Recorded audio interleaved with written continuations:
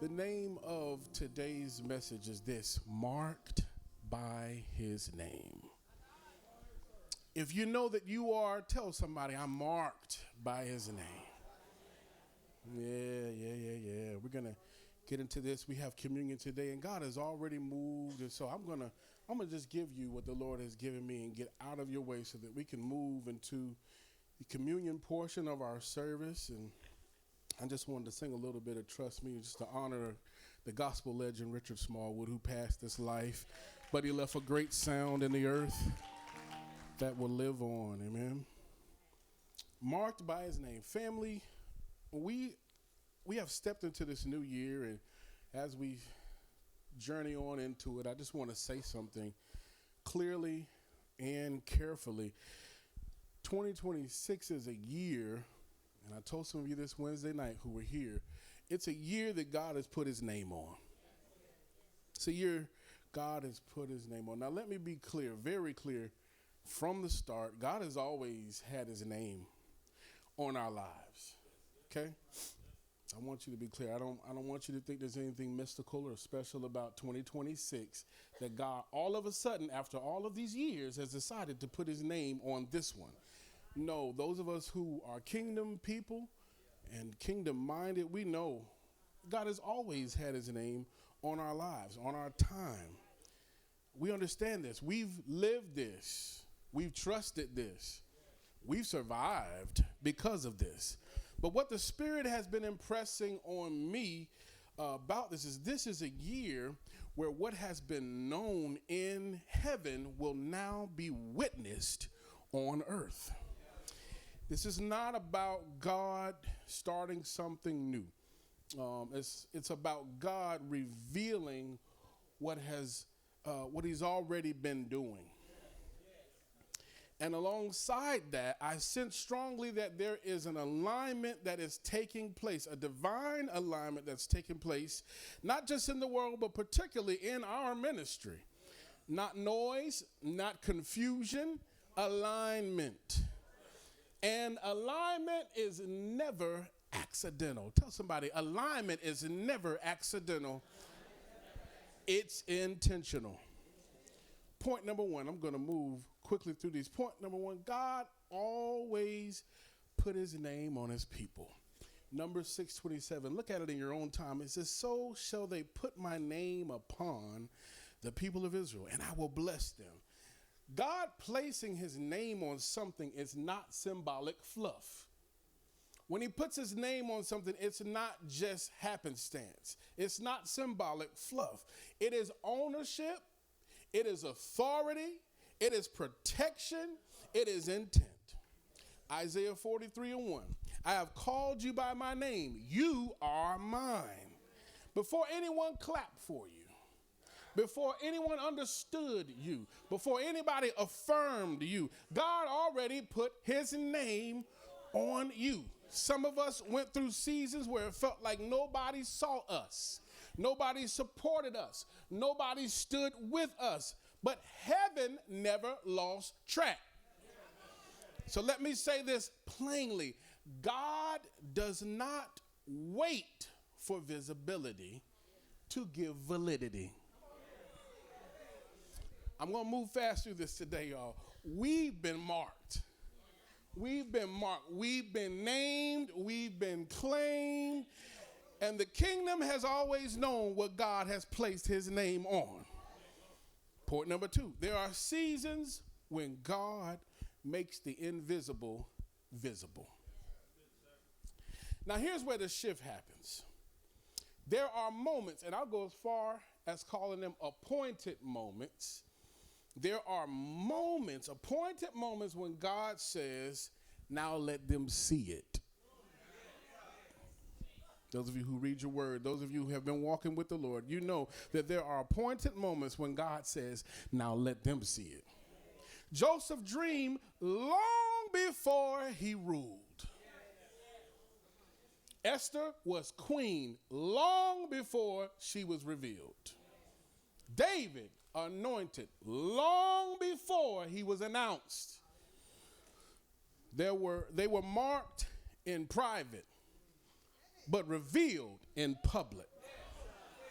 Psalm 66:5 says, come and see what God has done. Come and see what God has done. Come and see. That means he already did it. But now you're going to be able to come and see what God has done. That's Psalm 66:5, verse 5. Come and see what God has done. Not come and hear what we said. Not come and, but come and see. Somebody ought to get excited about that. Church, 2026 is not about hype. It's not about hype. Good to see you, Gerald. It's not about hype. It's about demonstration. It's about demonstration. This is not exposure without preparation. This is revelation after refinement. Oh, he's aligning us. Some of you were frustrated in past seasons because things didn't move fast enough according to your timeline. But now you realize if God had revealed it earlier, it would have crushed you. What God preserves in obscurity, he reveals in strength. Keep that in mind. What God preserves in obscurity, he reveals in strength. Now you're full grown. Now you've learned.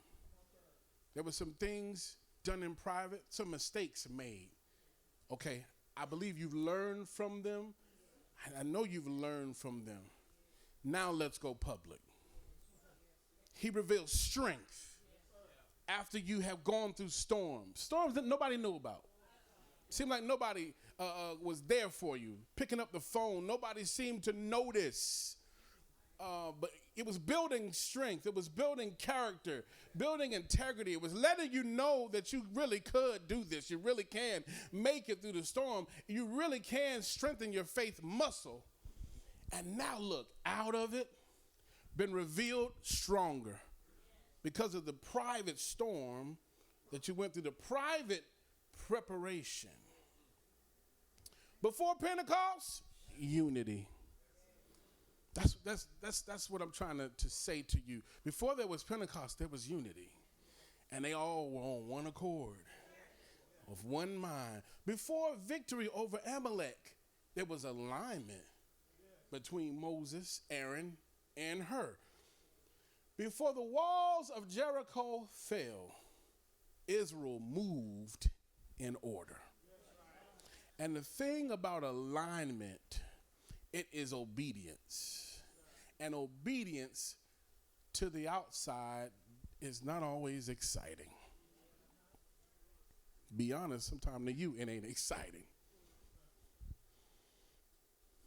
You don't have to be quiet, y'all. Y'all feel me? Sometimes obedience is not exciting. It's not hot. But before those walls fell, before victory over Amalek, before the day of Pentecost, unity. There was aligning, there was obedience, there was a structure, there was order. And looking particularly at the story of the walls of Jericho, alignment, it's not flashy, but it's essential. And I sense strongly that God is aligning this ministry. Not necessarily because something is wrong, but because something is coming.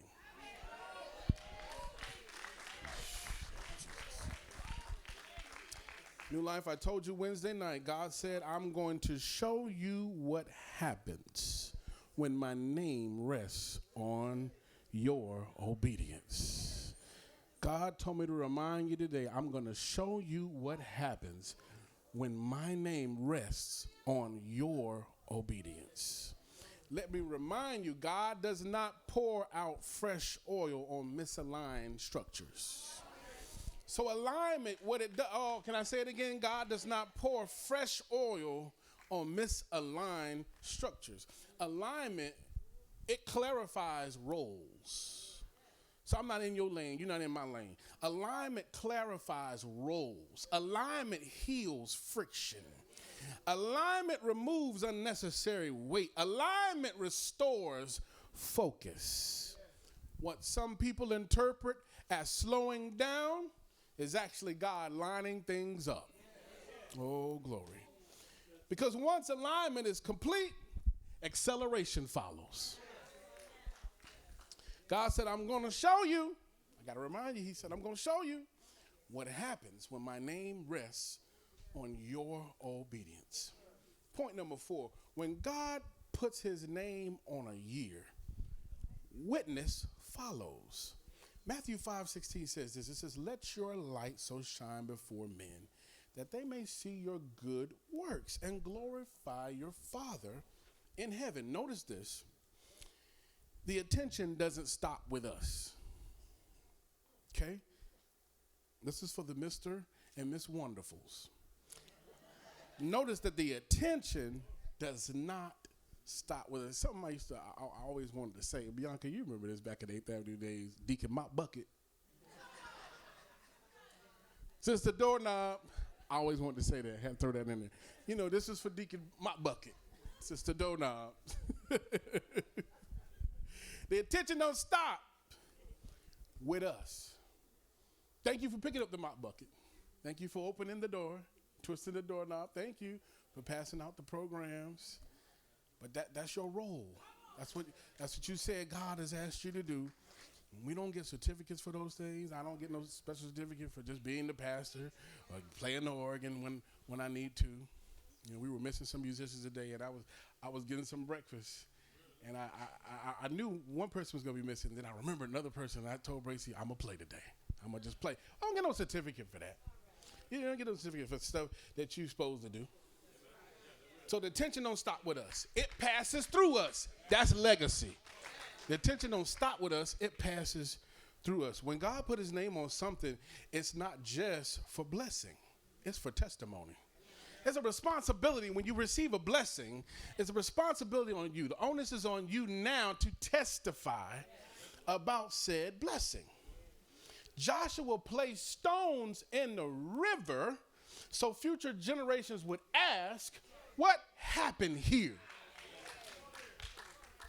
Habakkuk 2:14, it says, the earth shall be filled with the knowledge of the glory of the Lord. This is a year where God is answering questions that people haven't even learned how to ask yet. Do you hear that? God told me to tell you this is a year where God is going to answer questions that you haven't even learned how to ask yet. Some things you haven't even formed your mouth to pray for, that you didn't even realize you needed. And when you turn around, provision has been made. And all you can do is just open your mouth, lift your hands, and give the glory to God. And then tell somebody about the good God that you serve. And the influence that you'll have from the fruit that you bear. Oh, yeah. The earth's going to be filled with the knowledge of the glory of the Lord. Not with arguments, not with posts, but with fruit. The world doesn't need explanations. See, I told you, 26. In Hebrew, numerical value of 26 is the word Yahweh. So God's name. Okay, now, kingdom people, as I said already, we already knew this. We knew God's name is on our life, on our time, on our years. But the thing about this year that's very special is that God's glory, the magnificence of God, how God responds to what is happening, it will be so visible this year by the entire world. And if you were here Wednesday night, I had no idea that we were going to strike Venezuela, but we did. I had no idea that we would capture their president and first lady, haul them to New York, and at the same time pardon the president of Honduras. Kind of for the same thing. That's a whole nother thing. I don't like to get into all of that. But I didn't know that was going to happen. But what I did tell you was that God showed me there was going to be some things that were going to happen that were going to wow you, things you hadn't seen before, unprecedented things, and not to get shaken by what you see. Because this is the year that God's glory, his hand on your life, his name on your life will not only be visible by you, but it's going to be visible by everybody else, marked by his name. See, the world doesn't need explanations. It needs evidence. They want to see things. And they're going to see it this year. God's about to show them. God's about to provide evidence this year. Some things unexplainable. And that's good. They don't need explanations. They want to see evidence. And God is going to bring about that evidence this year. There's some people, they know you've been waiting on some things. And they're going to see you get them this year. Not only you, but there's some people who thought that you weren't going to make it. They thought that you weren't going to get what it is that you've been praying for. And the thing about it is they don't even know what all you've been praying for. But they're about to see everything that you've been praying for manifest. If you believe it, give God praise right now. Open your mouth and give him praise. Oh, it's okay. Somebody don't believe it. I believe it. I believe it. I believe it. Everything I've been waiting for, everything. Not only will I see it, not only will I enjoy it, but they will see it too. You got to remember that David was talking about the Lord, and he was saying all these things. He was like, the Lord is my shepherd. You can't negate any part of the passage. The Lord is my shepherd, I shall not want. He maketh me to lie down in green. That's plush. It's lush. It's healthy. It's growing. It's flourishing pastures. He leads me beside still waters. That speaks of peace. It speaks of calm. It speaks of a calming nature where I can find solace and where I can find rest and where I can recharge and I can reset. There he restores my soul and he anoints my head with oil and look, he prepares a table for me in the presence, oh my God. If it happened for David and it wasn't 26 then, but he prepared a table for me in the presence of my enemies. What you think that means? It means that it will be the evidence that they've been waiting. Yeah, you go to church, and yeah, I see you giving your money, and yeah, I see you believe in God, and I see your little social media, and they have you on the flyer sometime, lifting your hands and praising God, and they might pick at you for how you praise and for how you move and how you're believing, but they will see what you've been praying for. They will see why you've been coming like you do. They will see why you believe like you do this year. They will know. And can I tell you this? The attitude that you have is not, see, I told you so. It's going to be, I want to come with you. I need that. I need that. And that is why God's going to do it. You can't be arrogant. You got to know how to steward this year the right way. It's not for you to nanny boo boo. See what God did for me? And you can't eat at my table. No, invite them to the table. This is the evidence that they've been waiting for. They've been wanting to see why. They've been wanting to know why. This is why.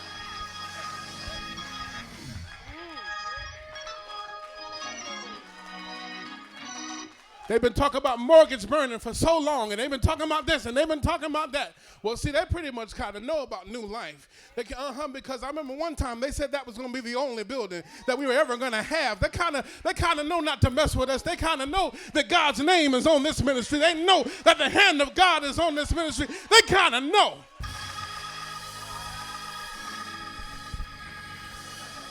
But God's doing it for your family. He's doing it for your loved ones. He's doing it for your business. He's doing it for you.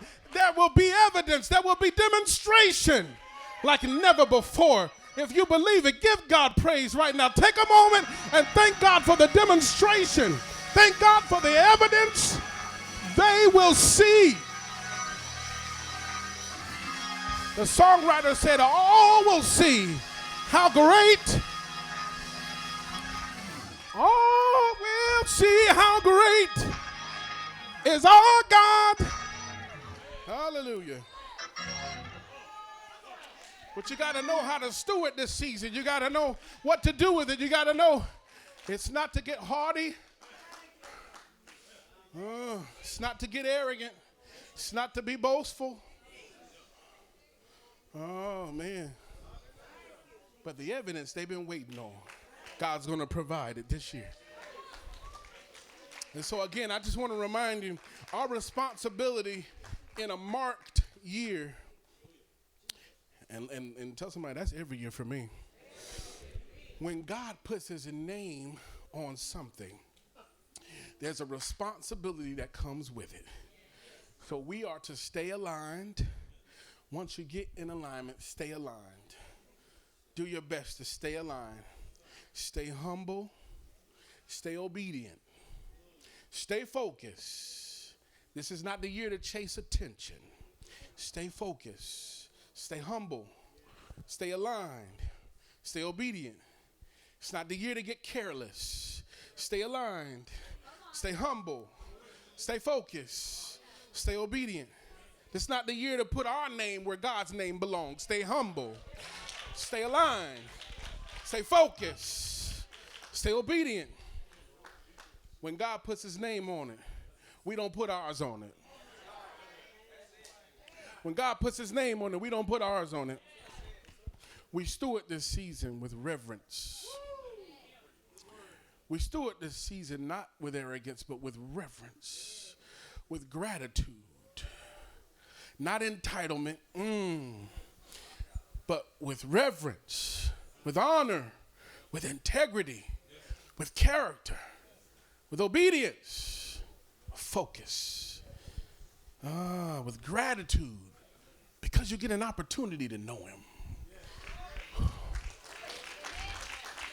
Because you get an opportunity to know him. And those of you who really want to know him, you don't just want to know him in the power of his resurrection. You want to know him in the fellowship of his suffering.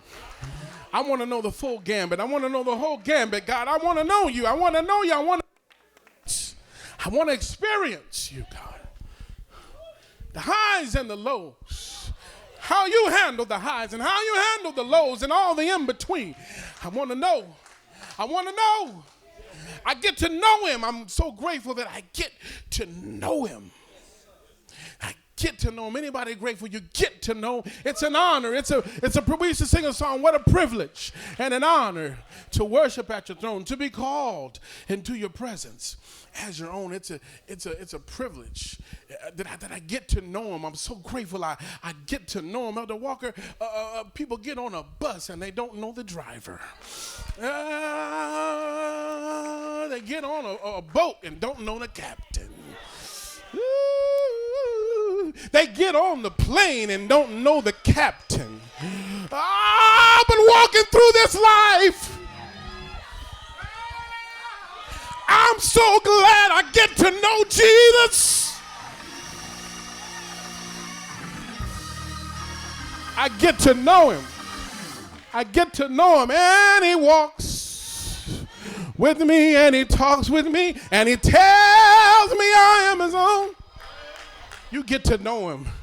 I get to know him. That's how you're going to steward this season. You won't get in self. You won't get in self. You won't get in the flesh. Oh, it's a privilege. I get to know you. I get to know you. And I'm so grateful that I get to know you. Life can be so wonderful in knowing Jesus. There's a confidence in knowing that your life is marked by his name. Chaos and pending chaos in the world. But let me remind you, some trust in chariots. Others have trusted in horses. But we will remember. We'll remember the name of the Lord. We'll remember the name of the Lord. My year is marked by the name of the Lord. My going and my coming is marked by the name of the Lord. Oh, when I wake up, it's marked by the name of the Lord. For the name of the Lord. For the name of the Lord is a strong tower. It's a strong tower. The righteous run in, and they are safe. I don't care what's going on in your life. Just know that you're. I don't care what it looks like. Just know when you got Jesus, you